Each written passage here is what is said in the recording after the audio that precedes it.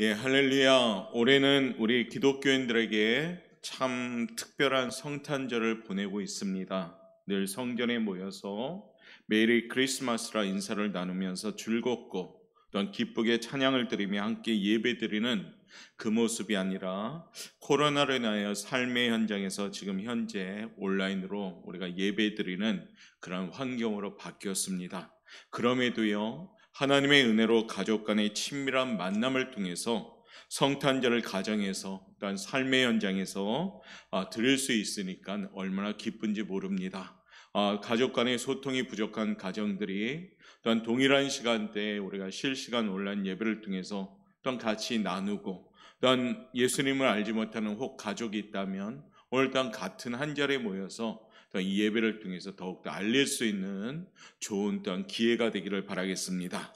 이 시간 특별한 시간으로 특별한 은혜를 나누면서 우리 주님 안에서 축복 가득한 그런 성탄절 되기를 바랍니다. 우리 그런 의미에서 오늘 현장에서 있는 성도들과 또한 삶의 현장에 있는 성도들과 함께 이렇게 한번 인사합시다. 메리 크리스마스. 예수님 때문에 행복합니다. 할렐루야.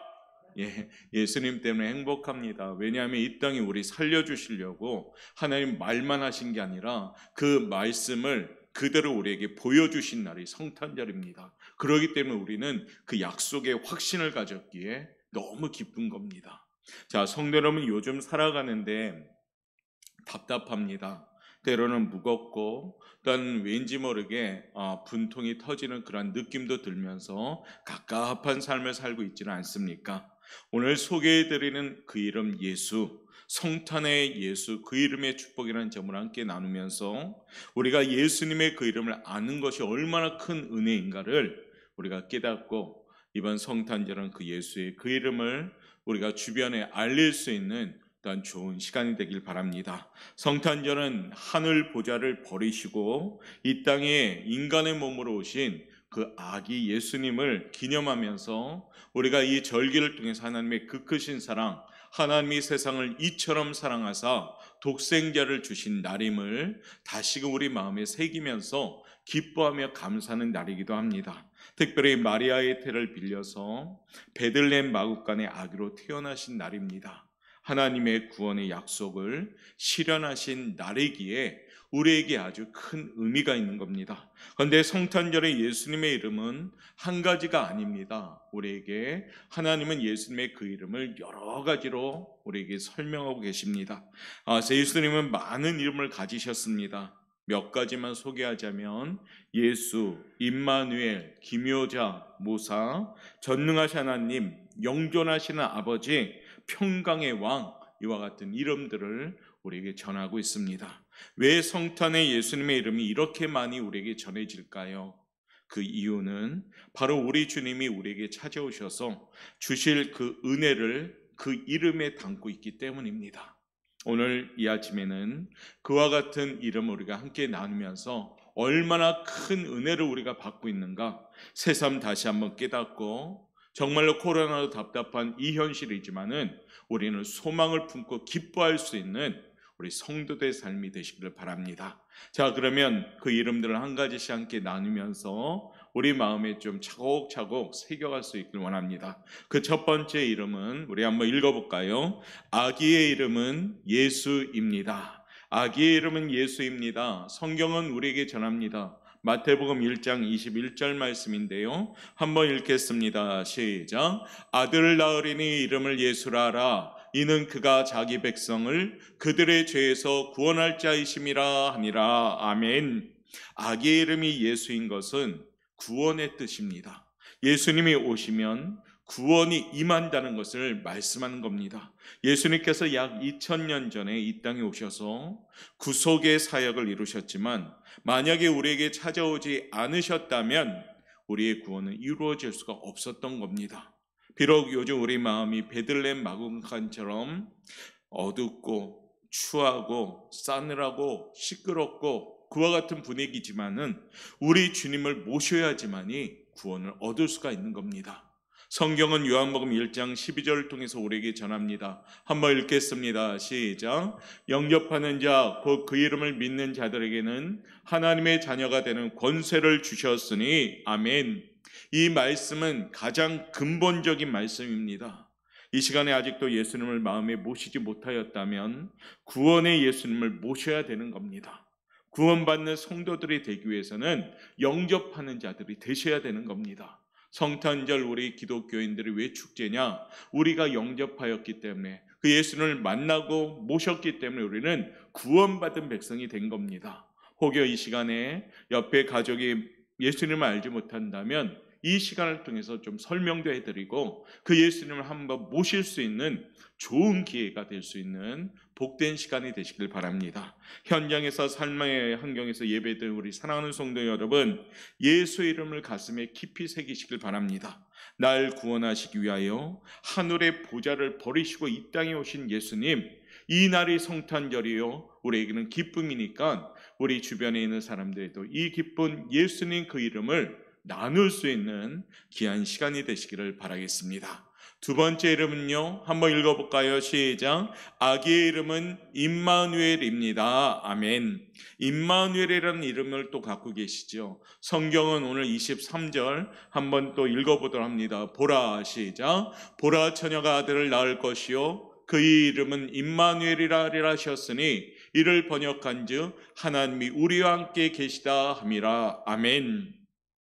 임마누엘이라는 뜻이 뭡니까? 하나님이 우리와 함께 계시다라는 의미입니다. 왜 아기 예수님의 이름이 임마누엘일까요? 예수님이 계셔야 아버지도 계십니다. 예수님이 계셔야 성령님도 계시기 때문입니다. 그러므로 잘 알아야 됩니다. 지금 이스라엘이 섬기고 있는 유대교라든지 이슬람교라든지 거기에는 예수님이 없이 하나님만을 섬기기 때문에 아무 소용이 없다는 겁니다. 예수님을 인정하지 않습니다. 아직도 여전히 메시아 예수님을 기다리는 종교입니다. 그러니까 어떻습니까? 예수님이 없는 종교입니다. 아무리 하나님을 모시고 싶어도 예수님 없이는 아버지를 모실 수가 없는 겁니다. 마찬가지로 아무리 성령으로 충만하려고 하여도 거기에 예수님이 없다면 성령님이 하실 수 없습니다. 요한일서 2장 23절을 통해서 우리 하나님 우리에게 전합니다. 한번 읽어보겠습니다. 시작. 아들을 부인하는 자에게는 또한 아버지가 없으되 아들을 시인하는 자에게는 아버지도 있느니라. 아멘. 아들을 부인하는 자에게는 아버지가 없는 겁니다. 아들을 시인하는 자에게는 아버지도 있는 겁니다. 예수님을 시인하는 자에게 하나님 아버지가 계신 거고 예수님을 시인하지 않는 자에게는 하나님 아버지도 없는 것이라는 얘기입니다. 요한복음 14장 6절에선 우리 예수님이 이와 같은 통념을 우리에게 전하죠. 한 번 더 읽어봅시다. 예수께서 이르시되 내가 곧 길이요 진리요 생명이니 나로 말미암지 않고는 아버지께로 올 자가 없느니라. 아멘. 예수님이 아니고는 하나님 아버지께 갈 방법이 없는 겁니다. 그러니까 무슨 말입니까? 우리 심령에 예수님이 오셔야지 하나님이 함께 하시는 임마누엘의 축복이 되는 겁니다. 예수님이 없는 그 하나님은 임마누엘이 될 수가 없다는 겁니다. 그래서 예수님의 이름이 신비한 겁니다. 예수님을 마음에 모심으로 하나님이 함께 하시는 축복, 예수님을 모심으로 성령님이 함께 하심으로 충만한 축복, 그 축복을 우리가 받았기 때문에 이 성탄절이 기쁜 겁니다. 사랑하는 성도 여러분, 임마누엘로 오신 예수님을 사랑합니다. 축복합니다. 이와 같이 선포할 수 있는 귀한 성탄절 되시기를 바라겠습니다. 세 번째 이름은 우리 예수님의 이름, 이와 같은 이름을 갖고 있습니다. 한번 읽어보겠습니다. 시작. 아기의 이름이 기묘자입니다. 기묘자라는 이름을 갖고 계셔요. 기묘자라는 뜻은 뭡니까? 희한하고 이상하고 놀랍다라는 뜻입니다. 영어 성경에는 wonderful이라고 표현합니다. 놀랍다는 거죠. wonderful, 얼마나 아름다운 이름입니까? 이사야가 장차 오실 메시아 예수 그리스도를 놀라운 이름으로 wonderful이라고 표현하는 겁니다. 신비하고 아주 신비한 분이라는 겁니다. 어떤 면에서 우리 예수님이 신비할까요? 예언대로 오셨으니까 먼저 신비한 분입니다. 탄생에 있어서도 신비하죠. 처녀가 남자 없이 성령으로 잉태하니까 얼마나 신비합니까? 하나님이 사람이 되셨으니까 얼마나 신비합니까? 죽으심으로 구원하셨으니까 이 구원의 방법이 얼마나 신비합니까? 죽으셨다가 사흘 만에 다시 살아나심이 얼마나 신비합니까?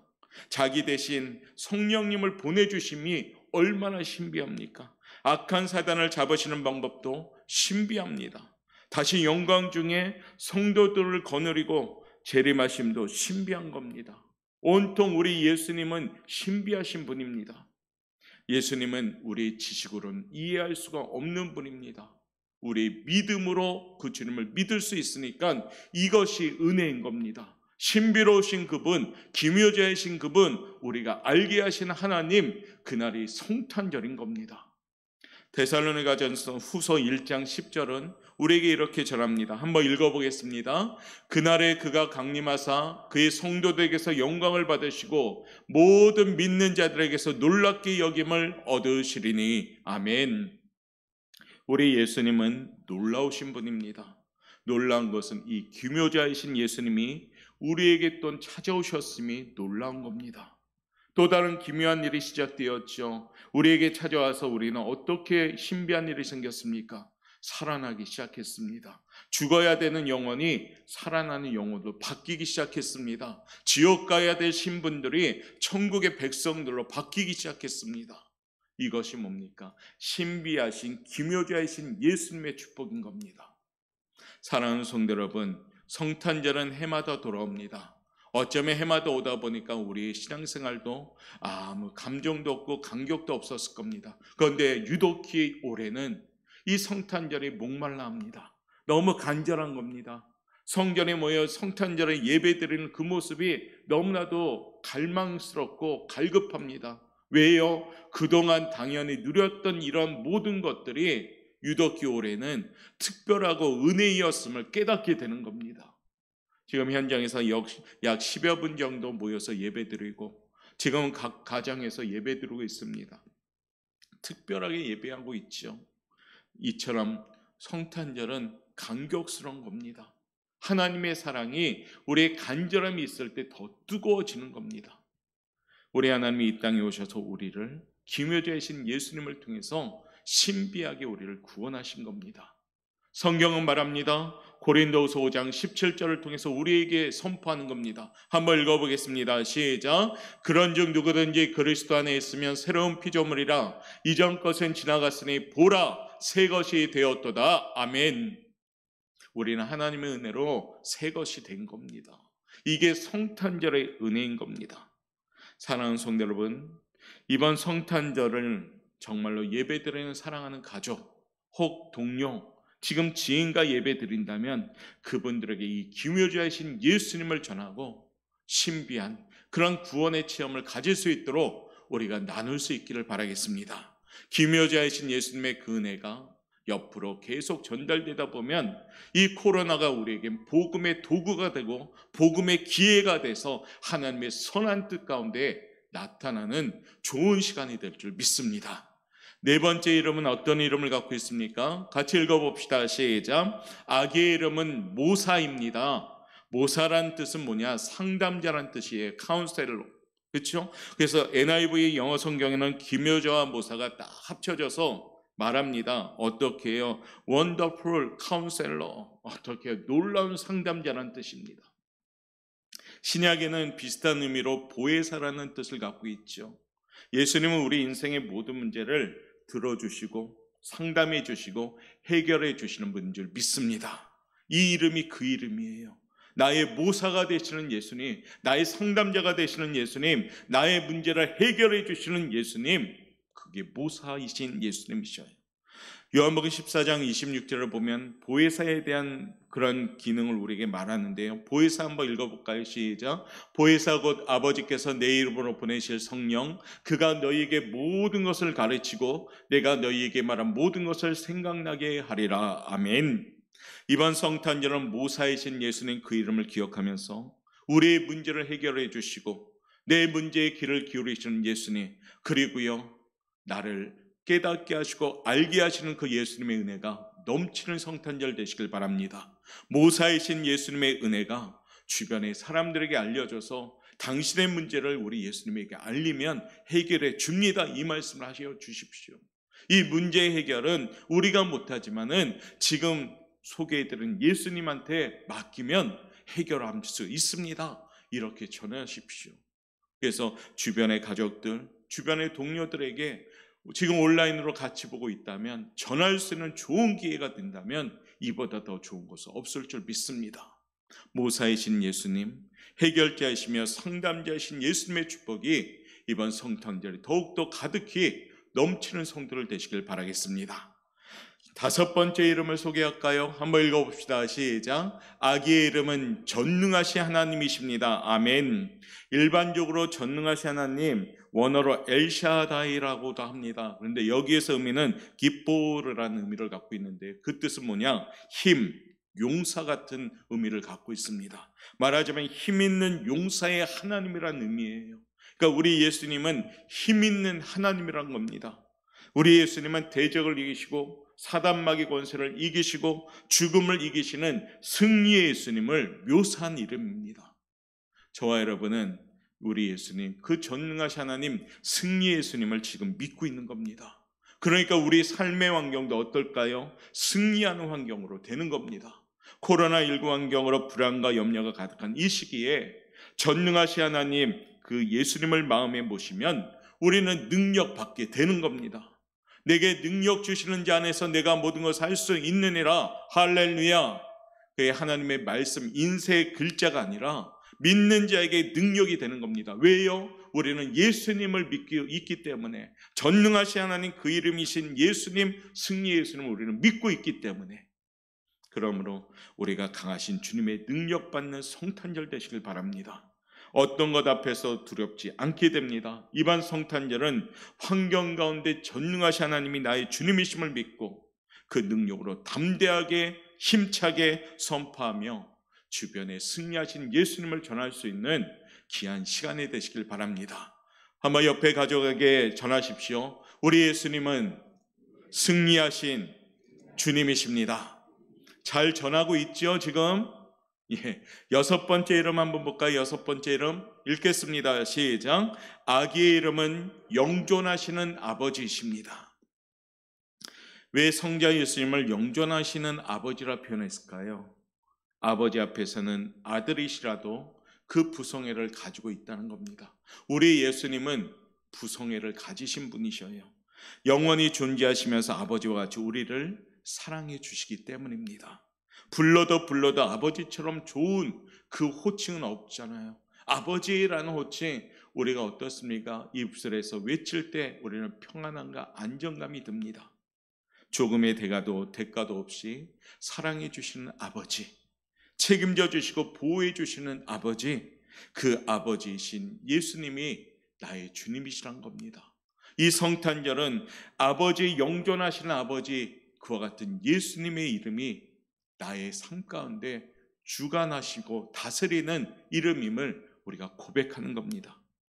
예수님이 우리에게 오시기 전에는 우리를 향하여 뭐라고 말씀하시냐면 고하다라고 말씀하셨습니다. 요한복음 14장 18절 말씀을 보면 내가 너희를 고아와 같이 버려두지 아니하고 너희에게 오리라 라고 말씀하셨습니다. 예수님이 오시면 우리를 버리지 아니하시는 겁니다. 그러면서 20절로 이어지는데 이렇게 말씀하십니다.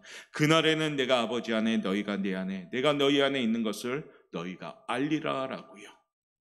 우리 예수님이 영존하신 아버지로 우리에게 임하셔서 우리를 버리시지 아니하심을 깨닫게 된다는 겁니다. 고아와 같이 버려두지 아니하신다는 겁니다. 육신의 고아가 아니라 진짜 고아는 뭐냐면 예수님이 없는 심령이 고아인 겁니다. 여러분 심령에 예수님이 없다면 고아 같은 존재라는 겁니다. 예수 없는 심령은 고아처럼 쓸쓸하기 그지가 없습니다. 예수님이 이렇게 귀하신 분입니다. 그러니까 그 이름을 알고 깨닫게 된다면 영존하신 아버지가 나를 인도하시고 보호하시고 지키시기에 우리 안에는 평안함을 누릴 수가 있게 되는 겁니다. 이번 성탄절은 영존하신 아버지 그 예수의 이름을 소유함을 통해서 따뜻한 성탄절 보낼 수 있는 우리 성도들 되시길 바랍니다. 마지막 일곱 번째 이름은 어떤 이름이 있을까요? 우리 7번째 이름 한번 봅시다. 시작. 아기의 이름은 평강의 왕입니다. 아멘. 어깨에 정사를 메었다라고 오늘 말씀하셨죠. 이 정사는 뭐냐면 왕권을 얘기합니다. 고대 국가의 왕은 흔히 왕권을 상징하는 열쇠를 어깨에 메거나 혹은 금사슬을 어깨에 걸쳤다고 합니다. 그러니까 왕인 것을 상징하는 모습인 거죠. 예수님은 그냥 왕이 아닙니다. 오늘 무슨 왕이라고 했느냐? 평강의 왕이다라고 표현했습니다. 세상의 왕처럼 그 권세를 가지고 무력화시키고 또 무력으로 지배하고 강권적으로 다스리는 왕이 아니라 우리 예수님은 사랑과 평화로 오시는 예수님이란 겁니다. 왕이시란 거지요. 독재자는 자신의 통치를 유지하기 위해서 수많은 사람들을 억울한 제목을 씌워 죽이기도 하고 수용소로 보내기도 합니다. 그러나 우리 예수님은 어떻습니까? 우리에게 사랑을 주시고 평안을 주시고 우리를 안아주시고 이해하시고 용서하시면서 우리를 다스리시는 분입니다. 그러기에 우리는 평강의 왕으로서 그 예수님의 다스림을 받고 있기 때문에 우리 안에는 코로나19 환경 가운데 있지만은 그 평안함을 누리게 된다는 겁니다. 우리 예수님이 주는 평안함은 어떤 평안함입니까? 요한복음 14장 27절 말씀 보면 우리에게 이같이 소개합니다. 한번 읽어봅시다. 시작. 평안을 너희에게 끼치더니 곧 나의 평안을 너희에게 주노라. 내가 너희에게 주는 것은 세상이 주는 것과 같이 아니하니라. 너희는 마음에 근심하지도 말고 두려워하지도 말라. 아멘. 여러분, 우리는 예수님을 마음에 모셨고요. 주님이 주시는 평안함을 누리고 있는 줄 믿습니다. 그러니까 마음에 근심하지도 말고 염려하지도 말라라고 오늘 말씀하시는 겁니다. 이번 성탄절 정말로 우리 예수님에게 이 평강의 왕으로 오신 예수님의 이 평안함을 받는 성탄절 되시길 바랍니다. 이 평강은 모든 지각에 뛰어난 평강이시고요. 어떤 불안감도 존재할 수 없는 것임을 보여주고 있습니다. 그러므로 이번 성탄절은 예수 그 이름에 담긴 축복이 고스란히 우리 성도들의 삶 가운데 역사할 수 있기를 바랍니다. 사랑하는 성도 여러분, 이제 우리 주님이 아기 예수로 세상에 오신 것은 바로 그 이름대로 우리에게 베푸시기 위해서임을 기억하시길 바랍니다. 정리합니다. 예수님을 나의 구주로 믿고 또 우리 왕으로 온전히 순복하시길 바랍니다. 이번 성탄절은 생명 가운데 더 우리가 자라나는 성숙한 믿음을 소유할 수 있길 바랍니다. 우리 모두 성탄의 예수 이름의 축복으로 구원받고 임마누엘 신 예수님의 그 이름처럼 나와 함께 동행하시는 축복받고 기묘와 모사자로 그 진리를 가르치시고 깨닫게 하시는 그 주님의 은혜를 받고 전능하신 그 이름처럼 모든 두려움을 물리쳐 주시고 우리가 능력으로 승리하는 우리의 삶을 우리가 축복받고요. 마지막 평강의 왕으로 이 땅에 오신 그 예수님의 평안함을 우리가 누릴 수 있는 성도들로 축복받는 우리 성도들 되시길 바랍니다. 예수님의 이 이름, 우리가 7가지의 이름을 늘 가슴에 새기면서 예수, 그 이름 기억하면서 날마다 삶 가운데 위로함 받고 승리하며 능력받아 평안함을 누릴 수 있는 우리 성도들 되시길 바랍니다. 오늘도 이 아침에 그 예수의 이름을 소유하심으로 그 이름에 나타난 모든 축복이 지금 동일하게 예배하는 사랑하는 성도님들 그 심령밭에 깊고도 또한 단단히 새겨질 수 있기를 바랍니다. 그래서 예수 그 이름 날마다 선포하며 평안과 위로함 받고 승리하는 우리 사랑하는 오포영과교회 성도 여러분 되시기를 주님의 이름으로 축원합니다. 우리 마지막으로 한 번 더 인사하고 마무리합니다. 메리 크리스마스. 예수님 때문에 행복합니다. 할렐루야. 기도하겠습니다.